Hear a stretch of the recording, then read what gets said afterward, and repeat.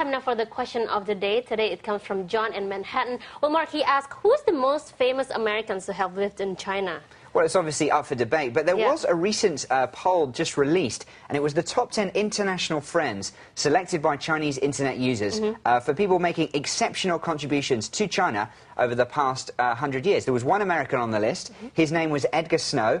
He was a journalist who wrote the famous book Red Star in China, wrote it back in the 1930s, and he made the Chinese Red Army famous all over the world. Other people mentioned on this list, there was a Canadian doctor, Norman Bethune, who died during the anti-Japanese war. John Rabe, a German who rescued hundreds of thousands of people during the Nanjing massacre and a subject of a recent film, and Juan Antonio Samaranch, the former president of the IOC, revered in China because a lot of people here think that that's why they were awarded the Beijing Olympics. Right. Well, there you are, John. I hope that answers your question. Remember, every day we answer your questions about life here in China. You can email us those questions to news@bonlive.com. That's it from me for now. But do stay with us. Coming up in just a moment, I'll have Media Watch, a roundup of all the stories making news in the Chinese media.